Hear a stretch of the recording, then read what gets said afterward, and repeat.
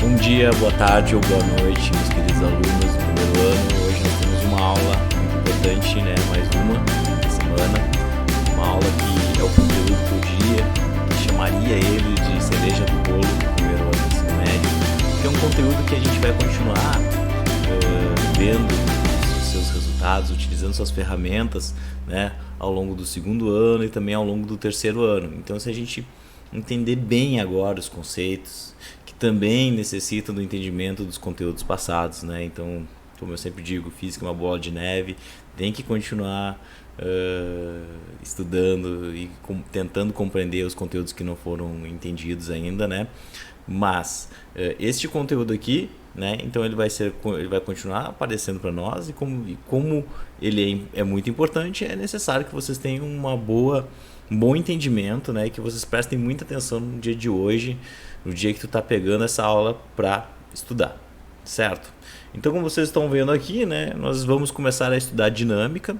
A dinâmica, então, ela vai começar a falar sobre a origem dos movimentos, né? Como que nós construímos um movimento num objeto, como é que nós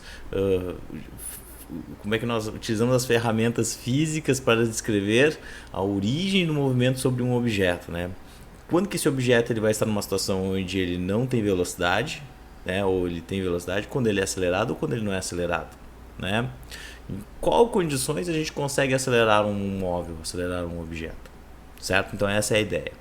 Então olha só, partindo aqui para esse primeiro slide, como vocês estão vendo ali, nós temos um atleta, né, que está erguendo um peso e vocês possivelmente estão observando que é um peso bem considerável, né?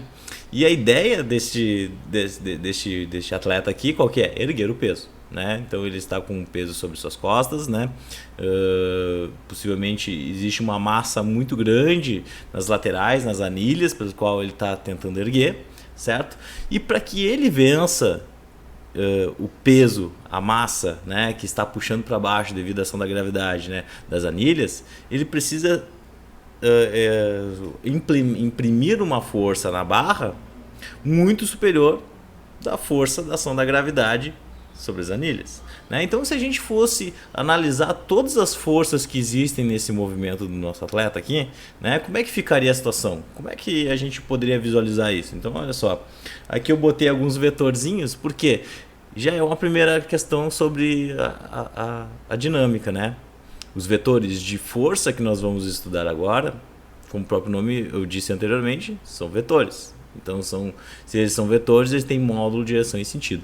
E como vocês podem observar aqui, gente, ó, nós temos o vetor da força, uma força que nós vamos conhecer bastante, que é a força peso, né, que está puxando aqui para baixo as anilhas do atleta. Nós temos o próprio peso do atleta, que o mantém, né, no chão. E esse peso depois a gente vai ver que é devido à ação da aceleração da gravidade, né? Nós temos as forças implementadas pelos músculos do atleta, né? Então aqui, ó, para ele erguer todo este sistema, né? Esse sistema de massas aqui que nós temos, que está nas costas dele, né? Ele precisa implementar força, imprimir forças, né? E essas forças, pessoal, elas precisam ser maiores do que as forças do meu sistema aqui, das massinhas das anilhas que nós temos aqui, tá? Para que ele consiga erguer o nosso sistema, tá?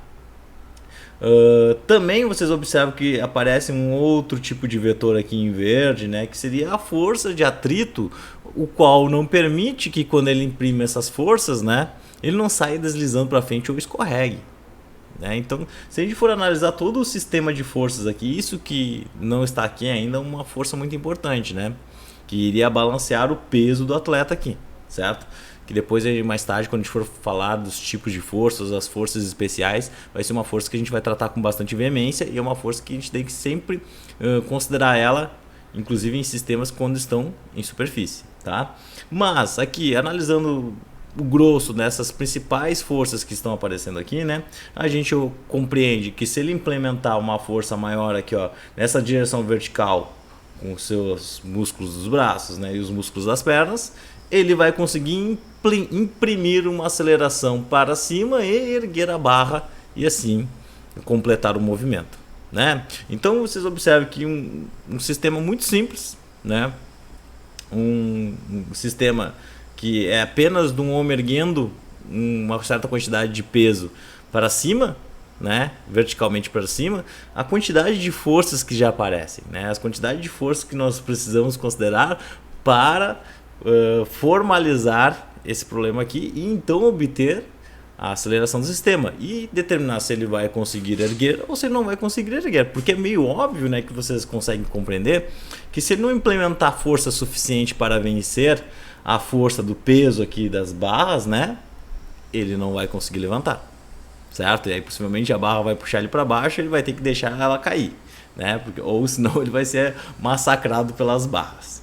Perfeito? Então, isso aqui é só para elucidar vocês como que funcionam os problemas em dinâmica, né?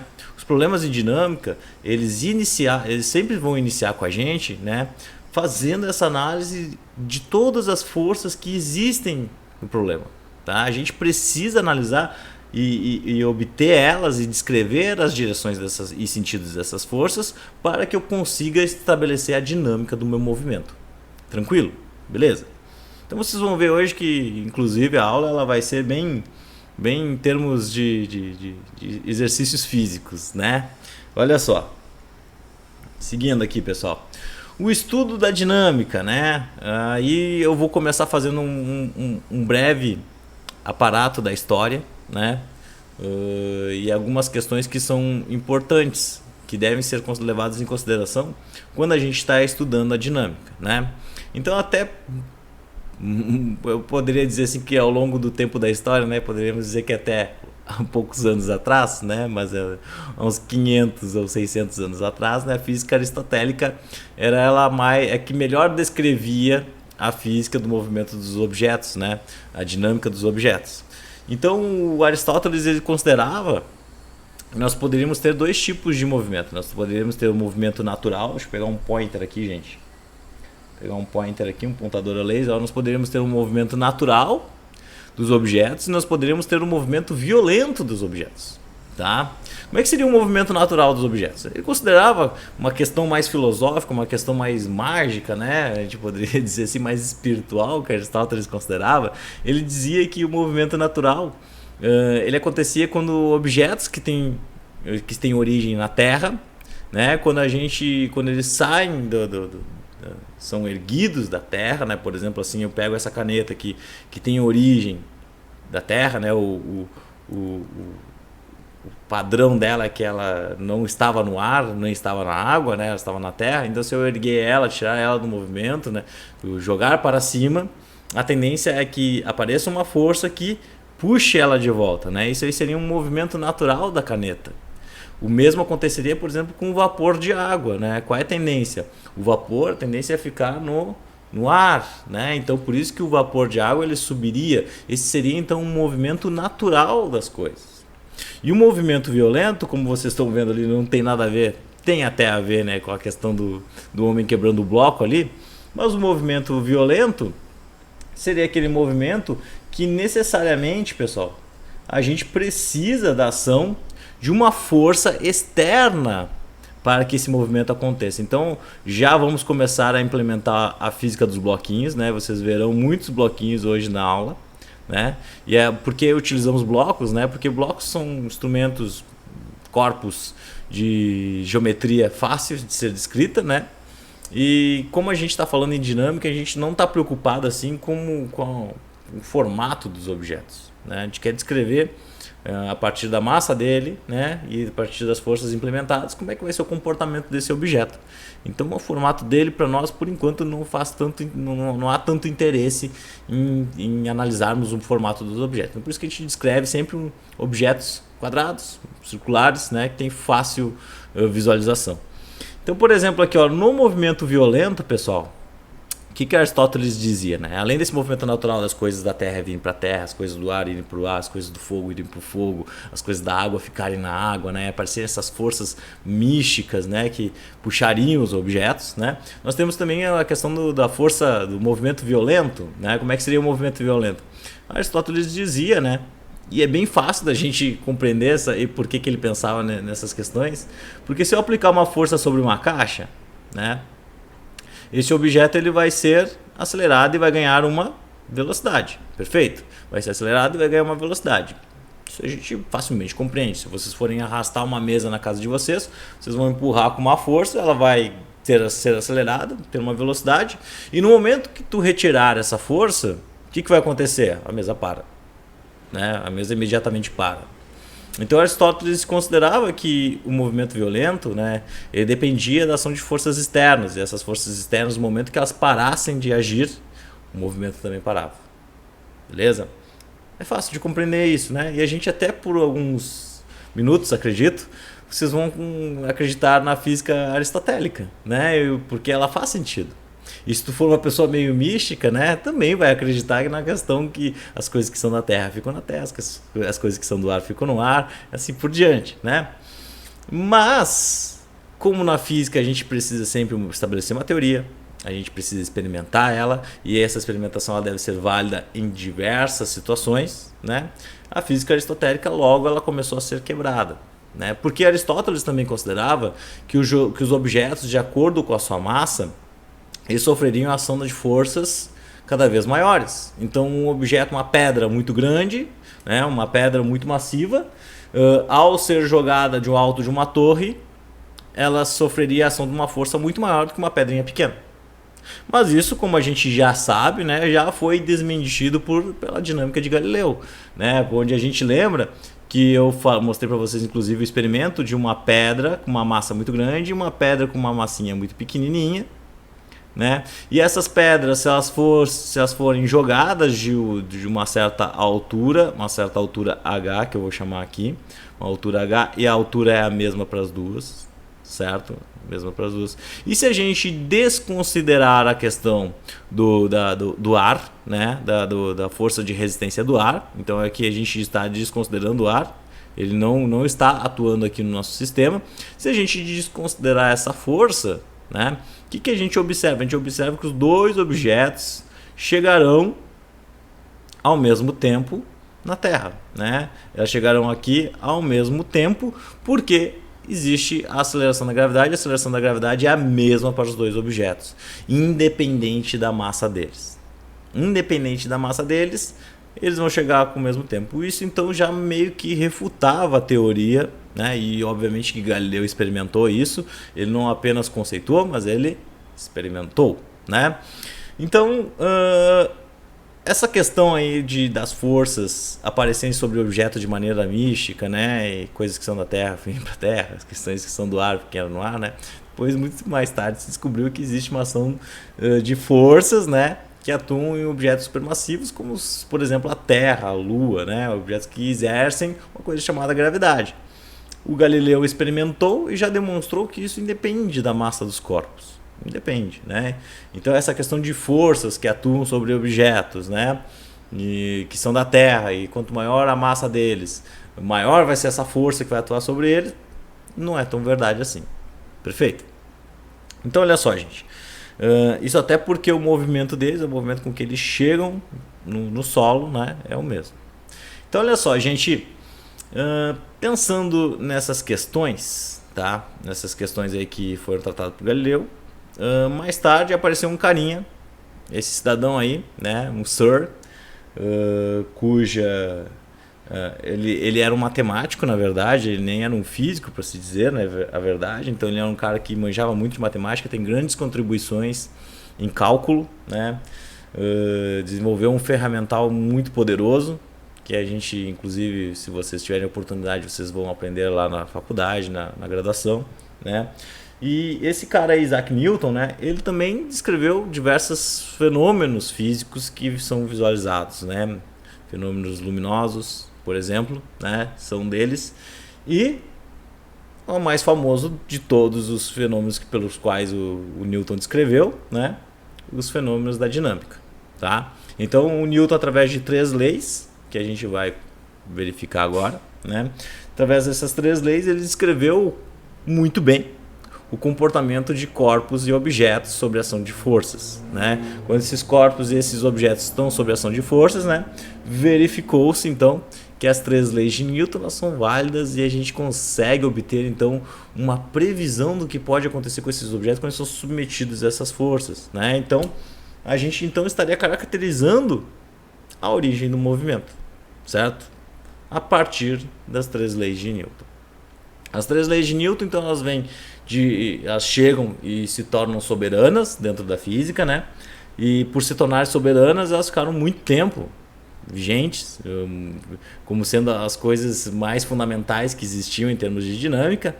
Porém, hoje em dia, né, por volta de 1900, ali aquele período meio mágico de 1900 ali, percebeu-se que ela tem limites, né? Que as leis de Newton, ela tem alguns limites. Que limites seriam esses, né? Então aqui, ó, nós temos o livro, eu coloquei aqui no meio o livro do Einstein, né? O livro do Newton, que é o Princípio Naturalis de Matemática, né?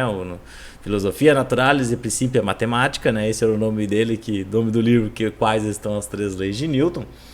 E essas leis, pessoal, percebeu-se que ela tem alguns limites. Quais são os limites? Os limites para corpos microscópicos, né? Quando nós temos objetos que estão microscópicos, as teorias de Newton, as leis de Newton, começam a falhar, né? Elas começam a falhar miseravelmente, né? Por isso que por volta de 1900 começou uma nova teoria a ser implementada, a teoria da mecânica quântica, que nada tem a ver com as energias quânticas que existem no mundo. Não tem nada a ver com isso. A mecânica quântica, fisicamente falando, ela serve apenas para uma coisa, para descrever um movimento de objetos microscópicos, objetos, moléculas, elétrons, prótons.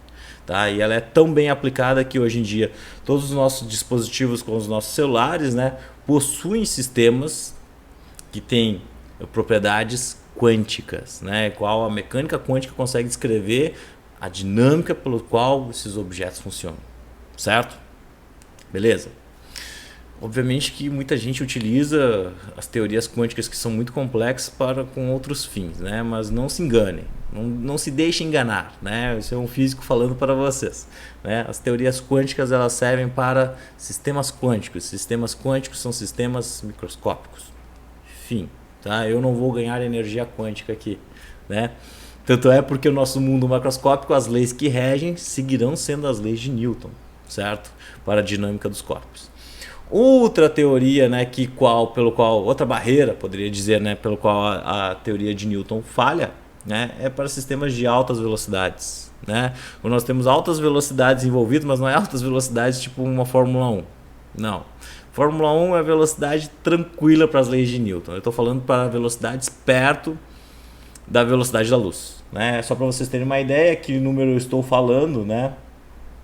A velocidade da luz, vou colocar assim, ó, V da luz, ela vale em torno de 3 vezes 10 na 8 metros por segundo. Então a luz ela percorre 3 vezes 10 na 8 metros a cada segundo. Então isso aqui são velocidades que a gente nem imagina como elas sejam, né? E velocidades próximas a isso, né? As leis de Newton também falham miseravelmente. Para isso se tem uma nova teoria, teoria da relatividade, tá? A teoria da relatividade também ela é importante para um outro limite da física, né?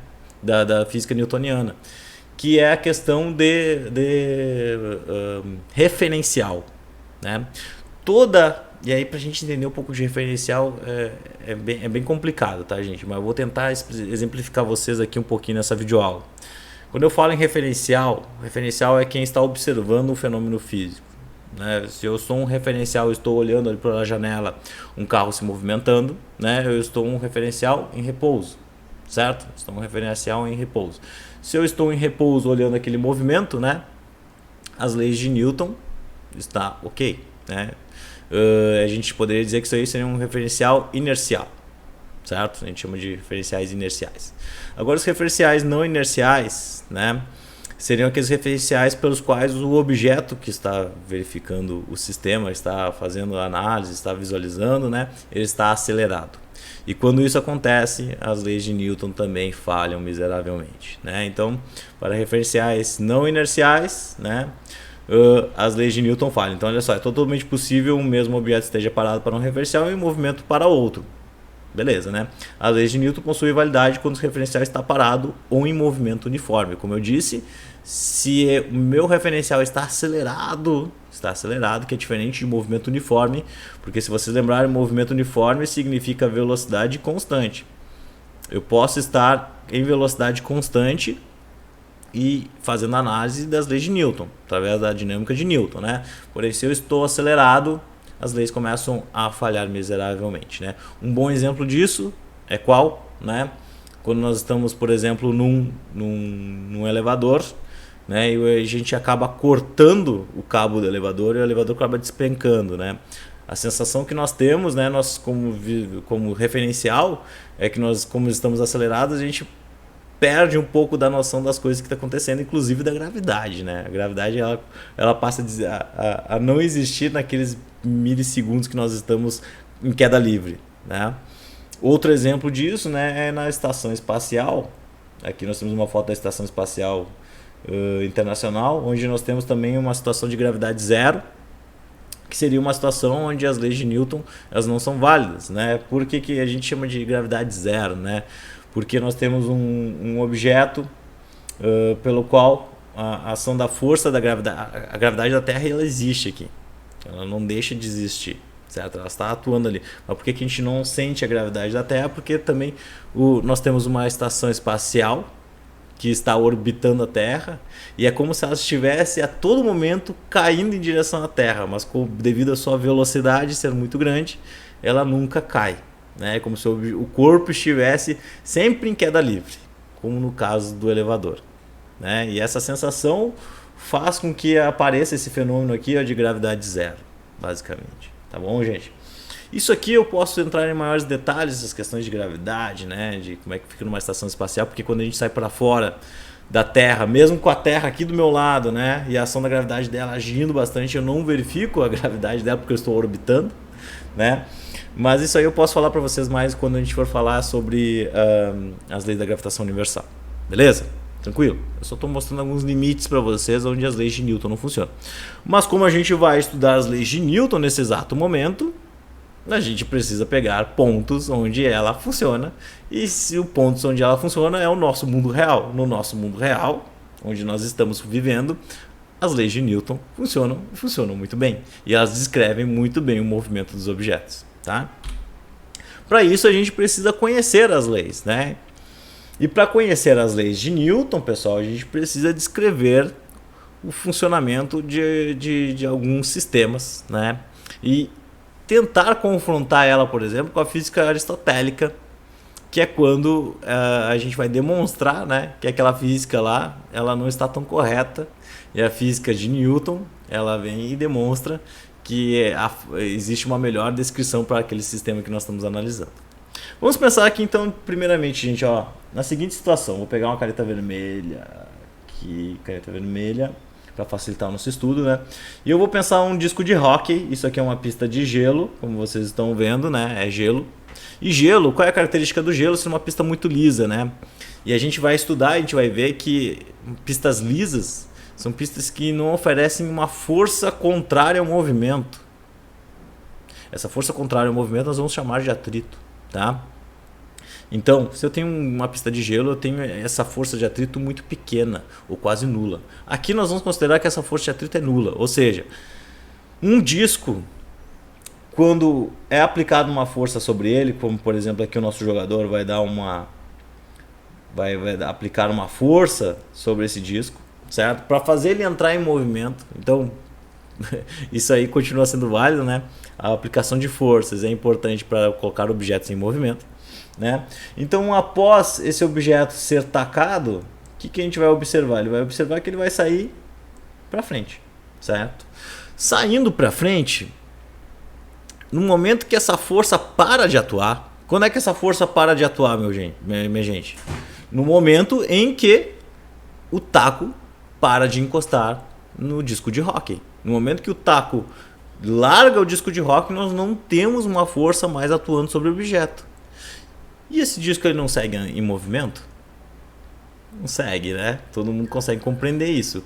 No momento que o taco desencosta no disco, nós não temos mais ação de uma força e o disco continua em movimento.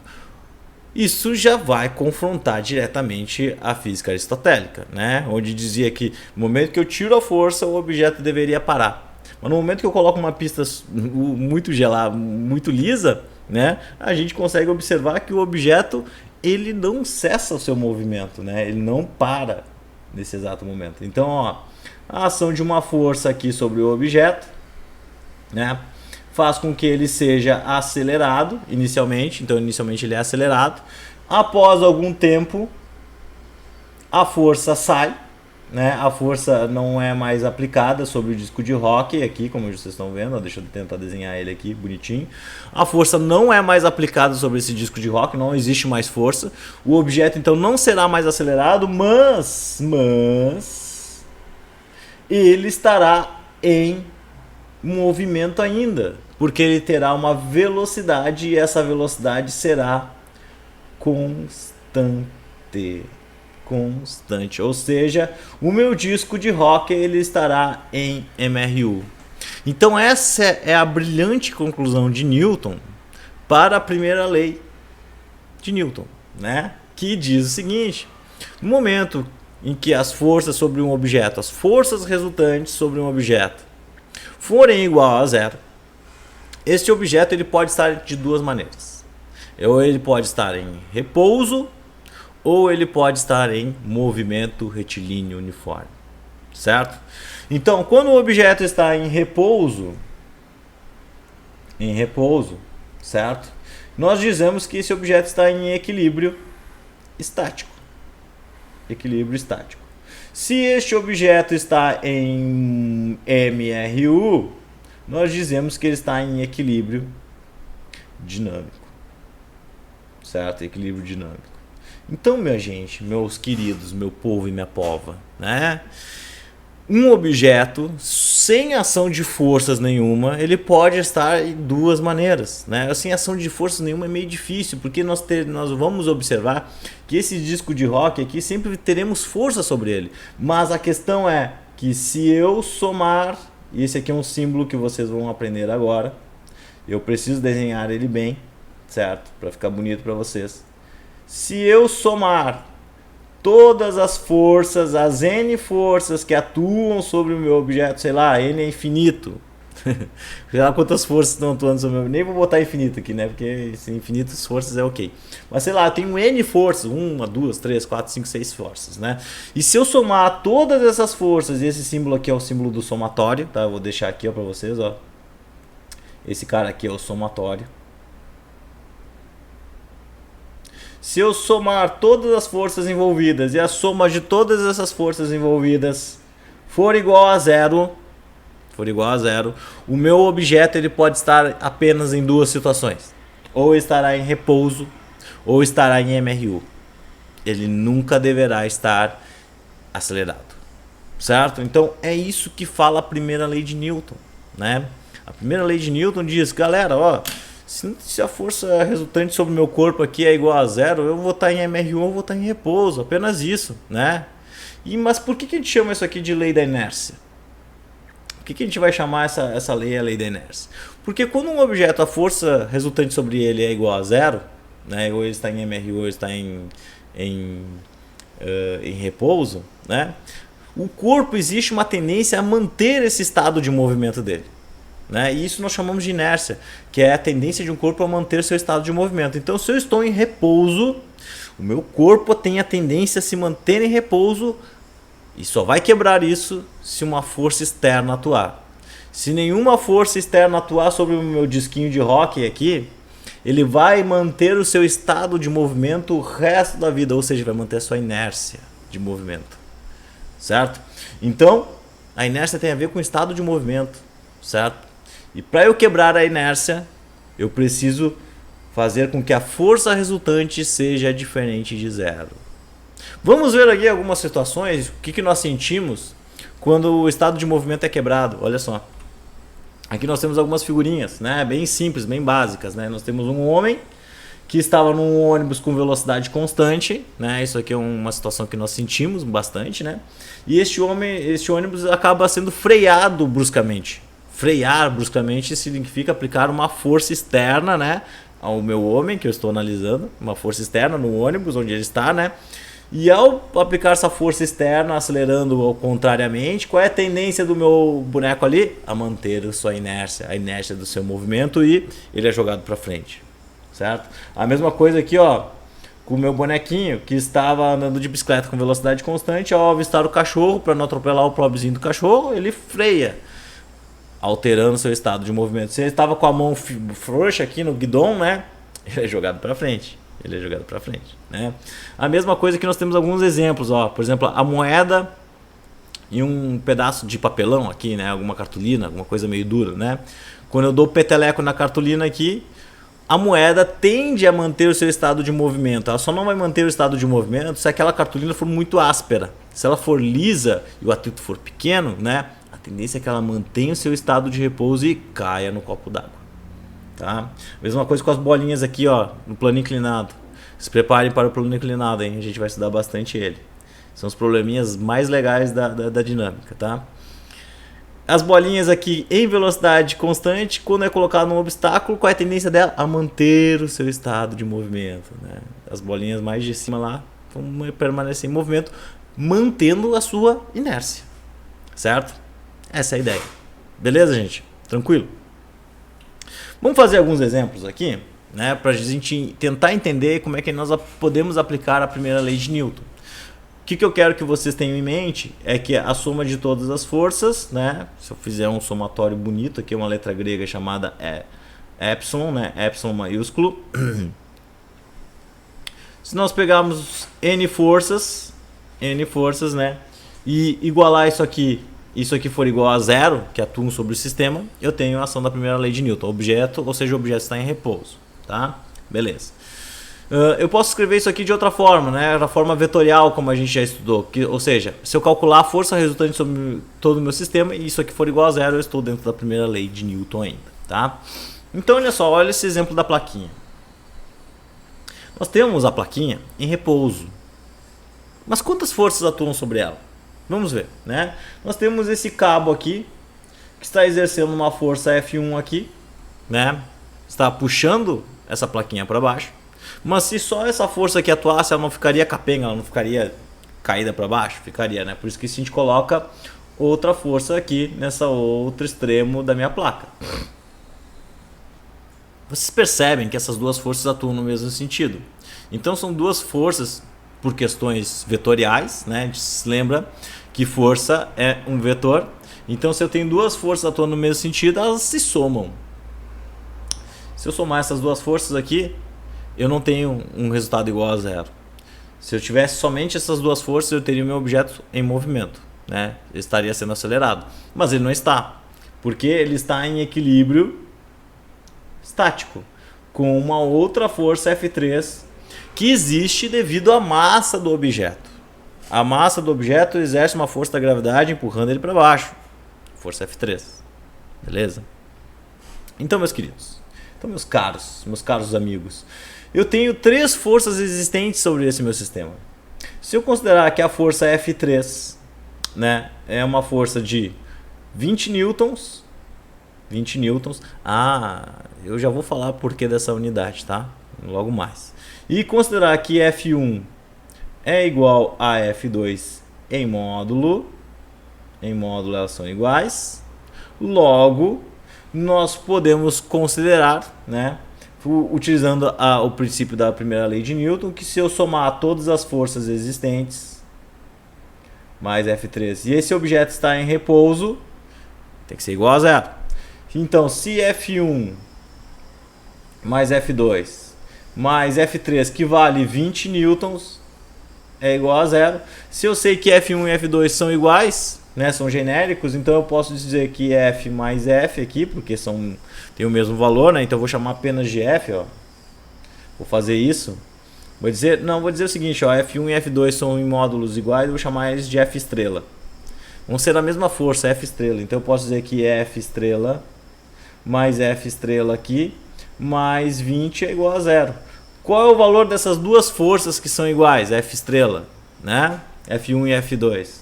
Vai ser bem simples, né? Eu posso somar essas duas forças, já que elas têm a mesma intensidade, então eu vou ser 2F estrela, que é igual a menos 20. Então F estrela é igual a menos 20 sobre 2, que é igual a menos 10 newtons. Ou em módulo, a gente poderia dizer que essas duas forças são iguais em módulo, E como nós estamos trabalhando com módulo, isso aqui é igual a 10 newtons. Vocês perceberam que apareceu um sinal negativo aqui? Né? Sinal negativo que muitas vezes não é legal. Porque que significa um sinal negativo num vetor? Vamos relembrar. Se o vetor aponta para cima, ele é positivo. Se ele aponta para baixo, ele é negativo. Se ele aponta para a direita, ele é positivo. Se ele aponta para a esquerda, ele é negativo. Lembrando disso, né? Então, meus queridos, apareceu um sinal negativo aqui porque eu não fiz a consideração exata, né? Qual é a consideração exata que eu deveria ter feito? Eu deveria ter dito que essa força aqui, ela, F3, é negativa porque aponta para baixo. Como não fiz essa consideração, F1 e F2 acabaram dando negativo. Neste problema, tratando com o módulo, não me causou muitos graves erros. Porém, em problemas mais complexos, isso pode nos causar uma dor de cabeça maior. Então, a gente precisa ficar atento com relação a isso aí. Beleza, gente? Então, olha só. Vamos lá. Nós temos agora um outro problema. Um probleminha agora um pouquinho mais complexo, tá? Um probleminha que agora nós temos as cordas agora estão fazendo um ângulo, né, para segurar essa plaquinha aqui. Novamente, nós teremos essa força F3 aqui que está para baixo. Essa força F3 que está verticalmente para baixo. Agora a gente já sabe, né, que F3, chamando de vetor, a gente vai chamar ela de menos 20 newtons. Nós vamos colocar aqui um sinal negativo para já satisfazer esse problema. E a gente sabe que se eu somar F1 mais F2 mais F3, isso aqui vai ser igual a zero. Zero porque está em repouso, equilíbrio estático, tá? Porém, a gente está vendo que nós temos um grande problema aqui. Porque esse negócio aqui está fazendo ângulo, né? Nós temos um vetor que puxa F1 para cá, né? F1 para cá. E aí, por isso que eu falei para vocês que aquela aula de vetores era muito importante, ó. A gente vai ver vetor pra caramba agora, hein? Ó, nós temos um... Ô, porqueira. Tá difícil escrever, hein, gente? Escrever reto é difícil. Temos essa força, agora vai assim mesmo. Nós temos essa força F1 que está para cá. E nós temos essa outra força F2 que está para cá aqui, ó. F2 que está para cá.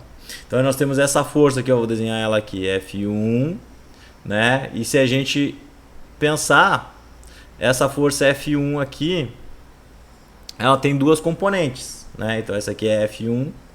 Nós temos a componente, que eu vou desenhar em vermelho aqui, a componente F1Y. E nós temos a componente F1X. F1X. Certo? Se a gente quiser formar um triângulo retângulo com esse ângulo de 60 graus aqui, só para ficar bonitinho, como a gente fazia lá nas aulas de vetores, né? Como é que vai ficar essa brincadeira aqui? Nós vamos ter F1 aqui, o módulo de F1, né?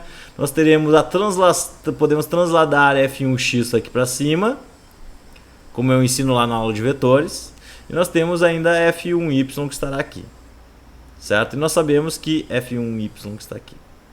E nós sabemos que esse ângulo vale 60 graus. 60 graus.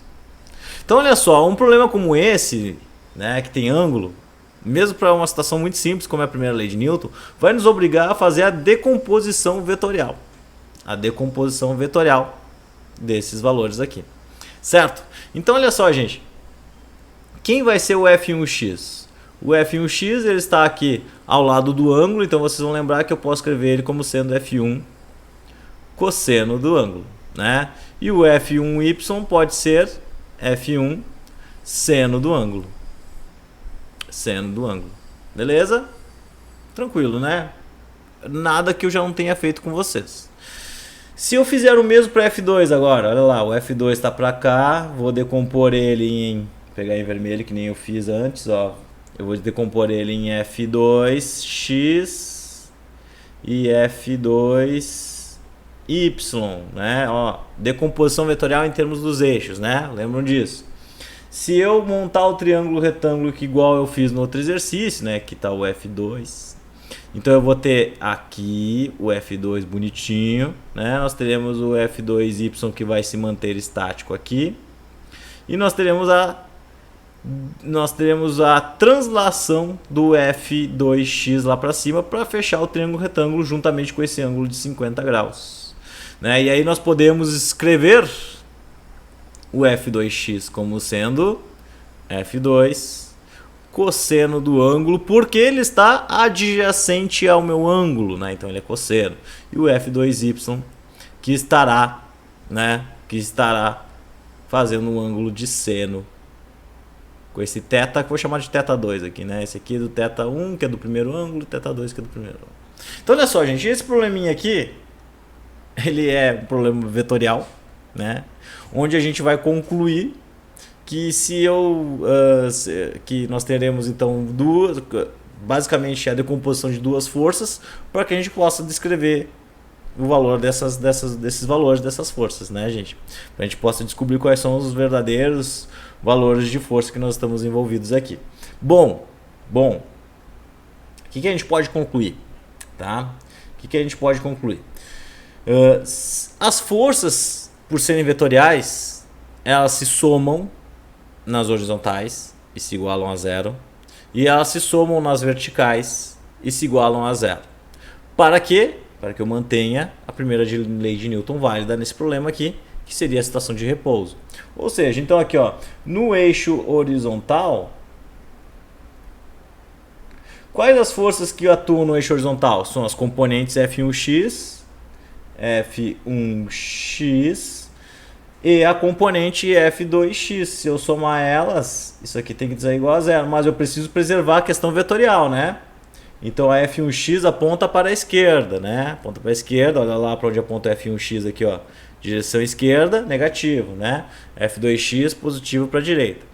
E eu somo essas duas forças, dá igual a zero. E se eu só pegar no eixo vertical, eu vou precisar somar então as forças que estão verticais para cima, ou seja, F1y mais F2y, e subtrair da força que está atuando para baixo, que é a força F3, certo? Que é a força F3. Então, pessoal, se eu fosse obter aqui o valor das componentes desses vetores, né? O valor das componentes desses vetores, como é que eu poderia fazer, né? Eu posso dizer aqui para vocês, né, que os ângulos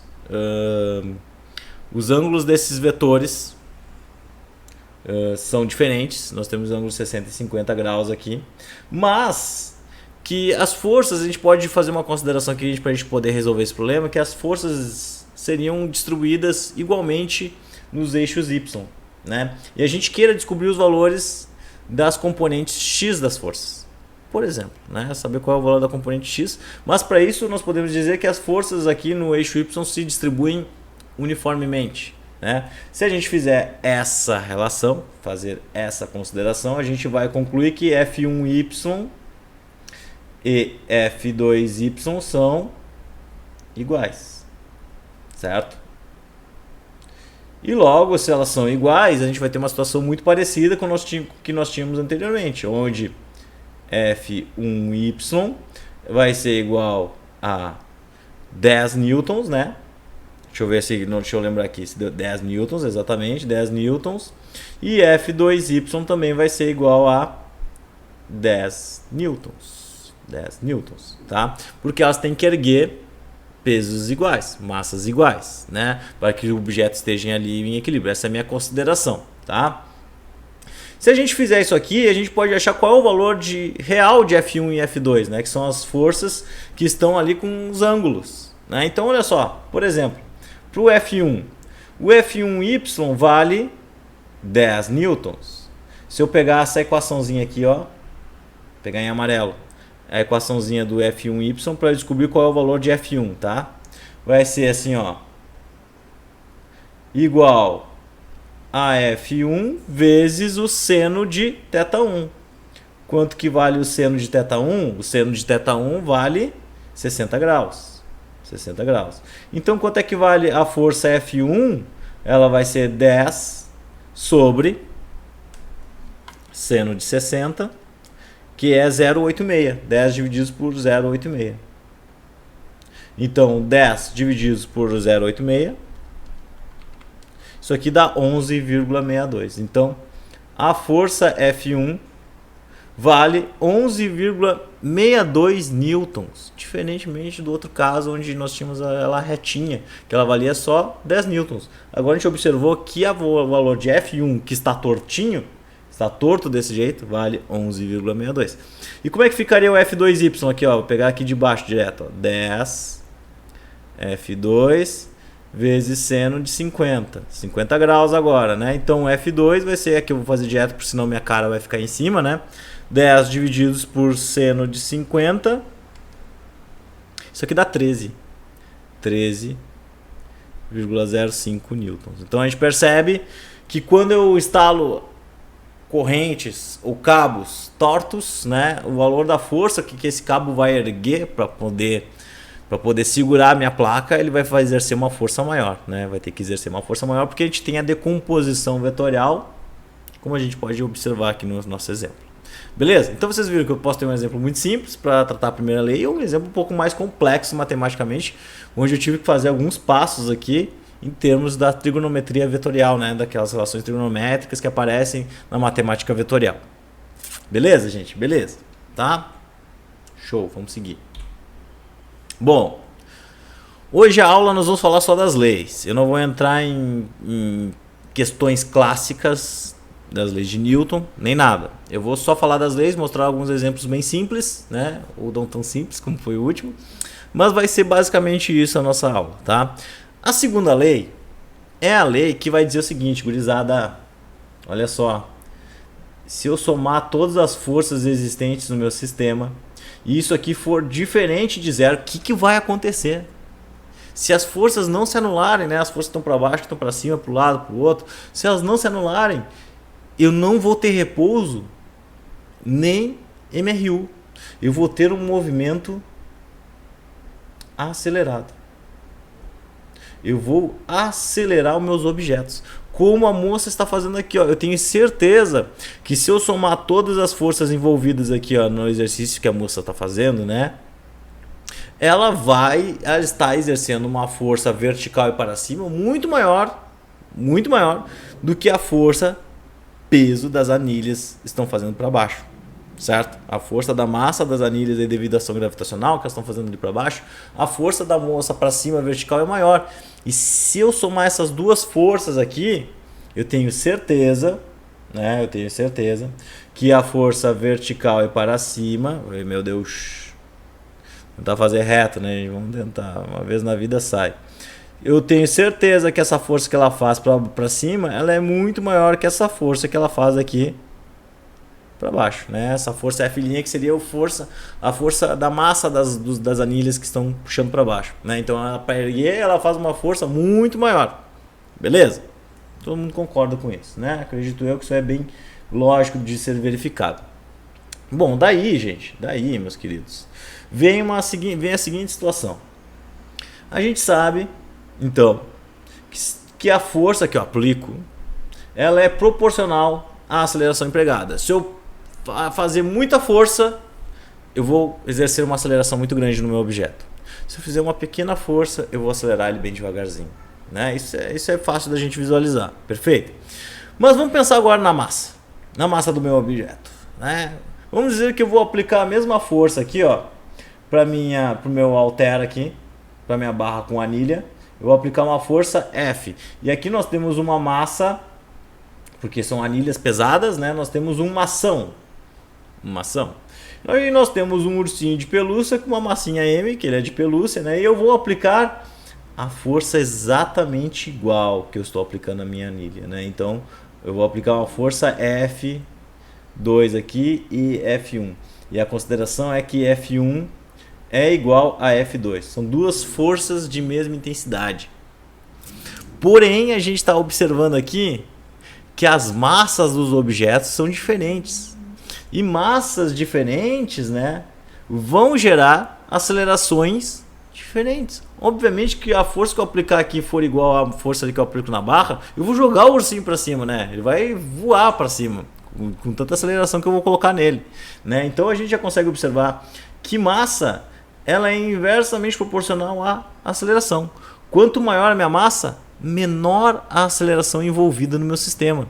Quanto menor a massa, maior é a aceleração. Então aqui nesse caso aqui, olha só, meus queridos, se a massa é muito grande para a mesma força aplicada, a aceleração é pequena, certo?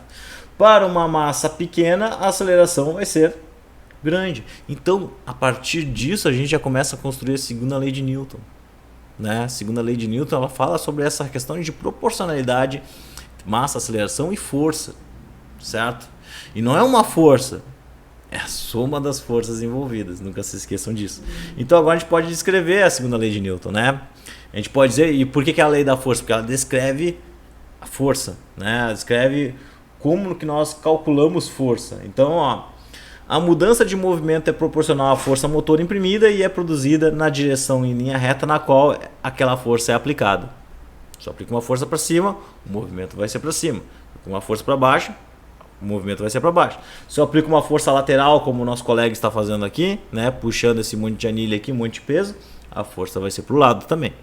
Beleza? E daí, pessoal, vem a questão de nós escrevermos a equação para a segunda lei de Newton, que é a equação mais famosa que existe, né? Que força ela é igual ao produto de massa vezes aceleração, mas não é uma força, é a soma das forças envolvidas que atuam naquela direção do movimento, Então eu posso ter movimento só na horizontal, se eu somar e eu não tenho movimento na vertical, olha só. Lembra, só vou escrever aqui mais uma linha, tá? Isso aqui é como se fosse força resultante, né, gente? Força resultante igual a massa vezes aceleração. Então, ó, o exemplozinho da caixa, né? Se eu aplicar uma força horizontal aqui, beleza? Uma força F1, e essa força F1 aqui for uma força que está gerando movimento, né? Então, né? Que está gerando movimento.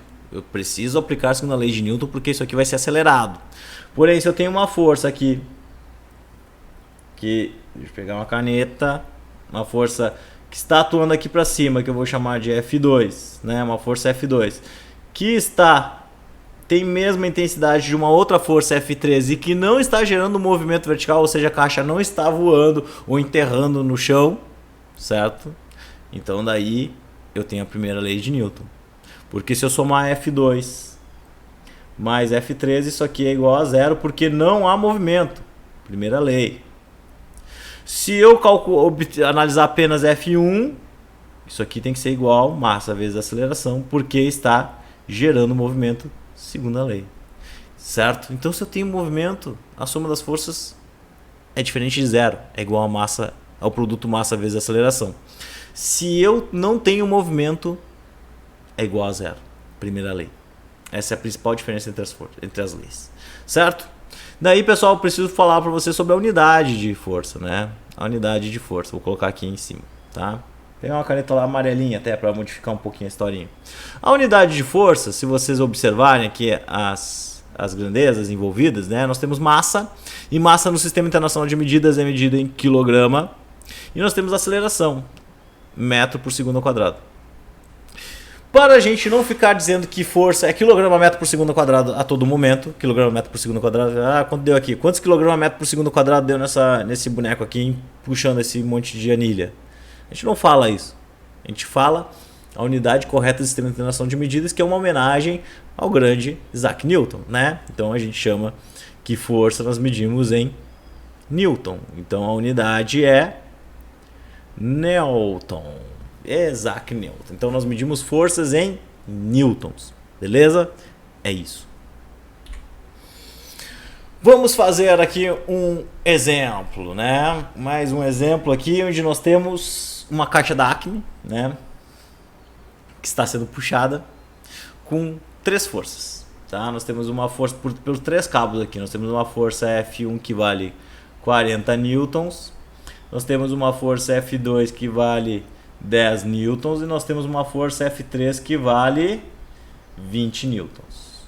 Beleza?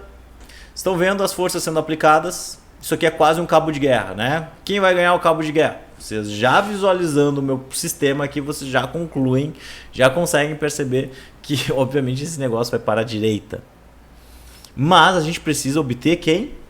Qual a aceleração da caixa? Se essa caixa pesa aqui uma massa de 20 quilos. qual a aceleração que vai ser empregada nessa caixa quando ela é puxada com essas forças, de acordo com o sistema de forças que nós temos aqui. Gente, simples, pelo amor de Deus, tá? Aplicação da segunda lei de Newton, mas respeitando as questões vetoriais. Nós precisamos respeitar as questões vetoriais, não se esqueçam disso, né? E para respeitar as questões vetoriais, nós temos aqui, ó, que se eu somar a força resultante sobre o meu sistema, isso aqui tem que ser igual a massa vezes a aceleração. Mas quais são as forças envolvidas? Nós temos uma força F1 mais F2 mais F3, todas vetoriais, isso aqui tem que ser igual a massa vezes a aceleração, porque elas estão atuando no mesmo eixo.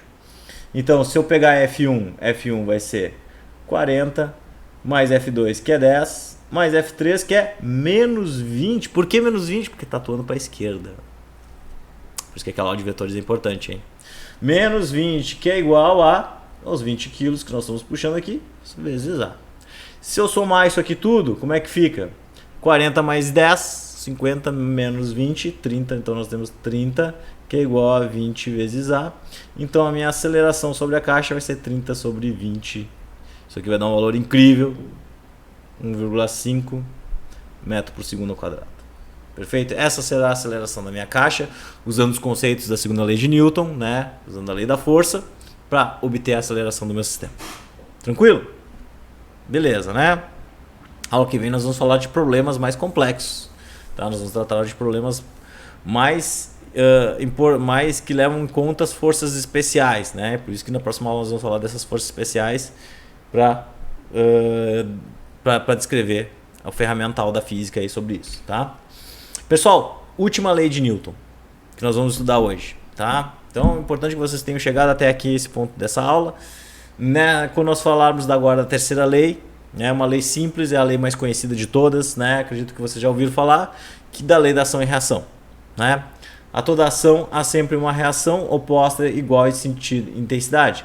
As ações mútuas entre dois corpos, um sobre o outro, são sempre iguais e dirigidas em sentidos opostos. Então aqui nós temos uma questão muito importante.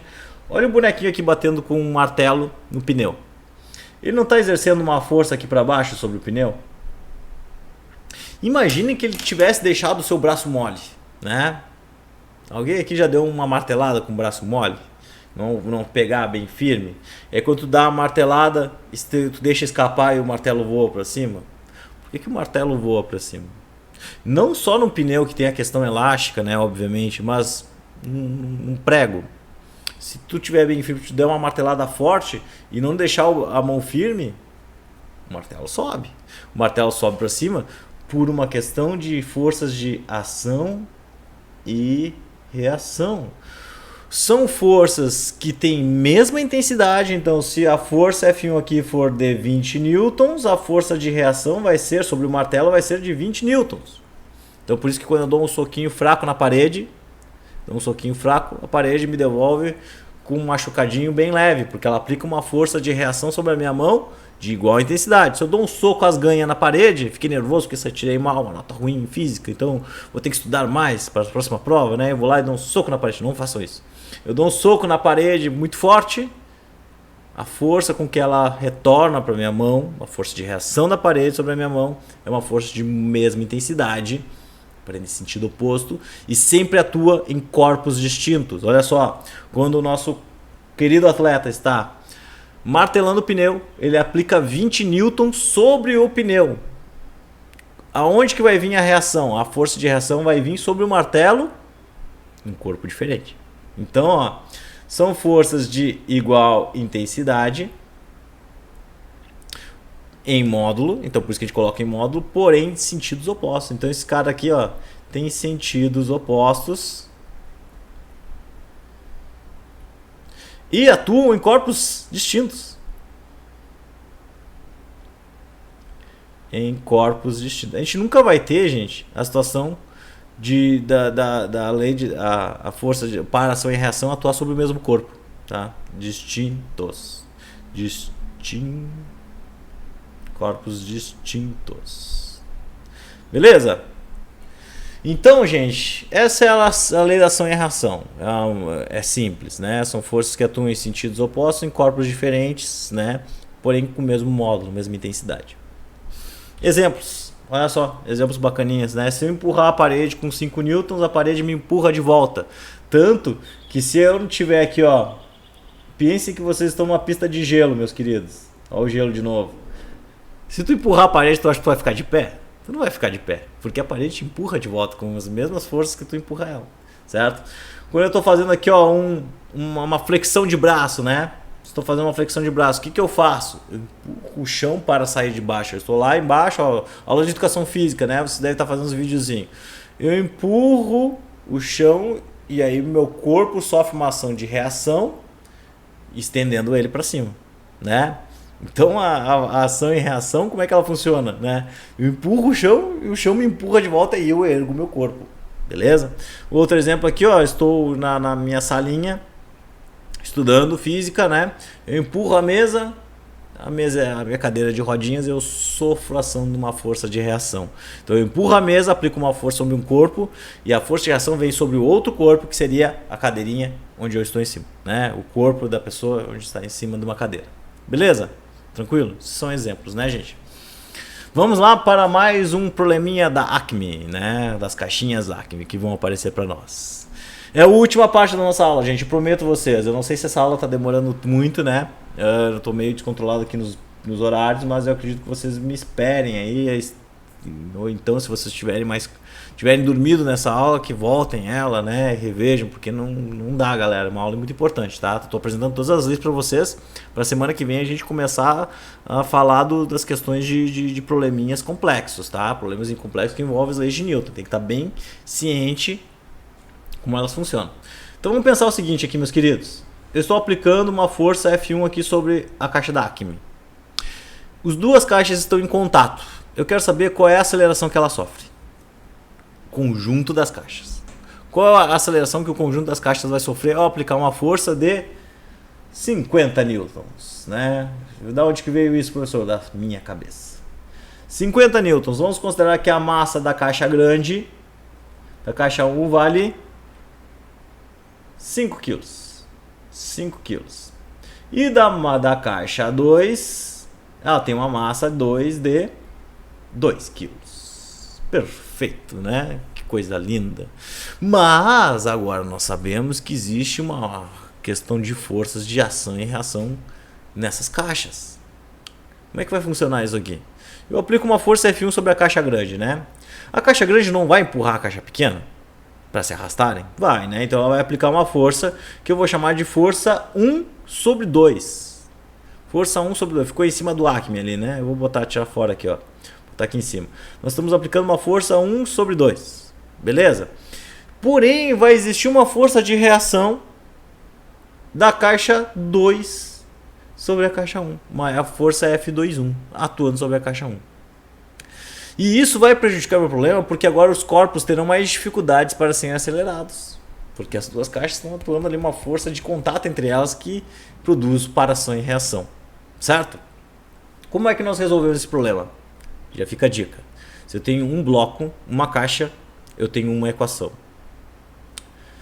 O que eu vou aplicar aqui? Eu vou aplicar a segunda lei de Newton, porque tem movimento, né? Se eu dissesse que o corpo estava parado, aqui não era a primeira lei. Mas tem movimento, é a segunda lei. Tá? Então olha só. As caixas estão em movimento, então eu preciso aplicar a primeira lei de Newton. Mas eu preciso aplicar a segunda lei de Newton, desculpa, a segunda lei, para cada caixa. Então eu vou pegar aqui, ó, a caixa 1. E vou analisar as forças que atuam sobre a caixa 1. Quais são as forças que atuam sobre a caixa 1? Temos a força 1. Eu vou chamar apenas de força F, né? Força F aqui. Para não confundir com F12 e F21 aqui, tá? Temos a força F. E sobre a caixa 1 aqui, ó, essa aqui é a caixa 1 e essa aqui é a caixa 2, certo? Sobre a caixa 1 também vai atuar a força F21. Reação da caixa 2 ao ser empurrada. Ela empurra de volta. Uma força igual à intensidade, lembram? Então aqui vai ser menos F21 porque ela atua para a esquerda, né? Que vai ser igual a massa da 1 vezes a aceleração. E para a caixa 2, pessoal, ó, bloco por bloco, tem que fazer análise bloco por bloco. Qual é a força que atua na caixa 2? Apenas a força F12. Apenas a F12 atua, igual a massa 2 vezes a aceleração, porque vai produzir movimento. Como que eu resolvo isso? Vamos substituir os dados primeiro. Ó, primeira equação, nós temos 50 newtons de força menos F21, que é igual a 5 kg vezes a aceleração. E aí nós temos a F21 aqui, F12, desculpa, que é igual a 2 kg vezes a aceleração. Gente, eu tenho duas incógnitas em cada equação. Eu não consigo resolver isso aqui linearmente. Eu preciso combinar essas duas equações através de um sistema de equações. Lá no início do ano eu revisei sistemas de equações com vocês, por quê? Nós vamos usar agora. Eu resolvo substituindo os termos. Tem gente que resolve de maneiras diferentes. Eu acredito que substituir os termos é uma maneira mais didática da gente aprender a fazer isso aqui. Então olha só, sabendo que F12 é igual em módulo a F21, elas são iguais, são forças iguais, então eu posso reescrever essa outra equação da seguinte forma: 50 menos F21. Quem é F21? F21 é F12, mas F12 é 2 vezes a aceleração. Então eu posso substituir isso aqui por 2 vezes a aceleração, que é igual a 5A. Agora está perfeito. E por que eu posso fazer isso? Porque a aceleração das duas caixas é igual, né? Elas estão grudadas, elas têm a mesma aceleração. Então olha só, gente, 50 menos 2A, que é igual a 5A. Então nós temos 50, passo 2A para o outro lado, fica positivo, então nós teremos 7A. Não entendeu esse passo? Faz aqui o passo a passo, passo 2A lá para o outro lado e vê o que acontece, tá? Então nós temos que a aceleração, numa igualdade, posso escrever assim ou posso escrever assim, vocês sabem bem, né? Vai ser igual a 50, passo 7 dividindo, porque está multiplicando. Então nós temos o valor da aceleração de 50 divididos por 7, isso aqui é 7,14 metros por segundo ao quadrado. Descobrimos a aceleração, né? Mas o que eu preciso obter nesse problema aqui? Não só a aceleração, mas a força de contato entre as caixas. Qual a força que uma caixa exerce sobre a outra? Qual o valor da força do par ação e reação? Para isso eu vou usar essa equaçãozinha aqui, né? Para usar essa equaçãozinha aqui, ó, F12 é igual a 2 vezes a aceleração, 7,14. Então qual é o valor da força de contato entre elas? 7,14 vezes 2, isso aqui dá 14,28. 14,28 newtons, então isso significa que quando eu empurro essas caixas com 50 newtons de força, fui lá e empurrei elas, elas exercem o par ação e reação empurrando-se mutuamente com o valor de 14,28 newtons. Então a caixa 1, 2 empurra ela com 14,28 newtons e a 2, 1 empurra ela com 14,28 newtons. É isso que está acontecendo. Beleza? Conseguiram compreender? Conseguiram compreender que eu tenho que analisar caixa por caixa, montar as equações e obter um sistema? Tranquilo? Então nós temos algumas atividades, 4 atividadezinhas que vão levar 40 minutos, 45 minutos para vocês resolverem, se vocês entenderam bem essa aula, se vocês entenderam bem. Se não entenderam muito bem, vão levar um pouco mais de tempo, mas às vezes o aprendizado é assim mesmo. A gente precisa ficar um pouco mais de tempo ali tentando entender o conteúdo, ver uma vez, 2 vezes o mesmo vídeo para conseguir compreender os conceitos, tá? Esse conteúdo é muito importante, como eu disse para vocês, a gente vai continuar vendendo no segundo e no terceiro ano, então é importante que vocês entendam essas 3 leis e consigam fazer esses exercícios, de preferência, sem copiar do colega. Certo, gente? No caso de dúvidas, eu estou à disposição de vocês, tá? A aula de hoje é isso, acabou aqui, continuaremos de maneira síncrona na semana que vem, tá? E é isso, um abraço, tchau para vocês.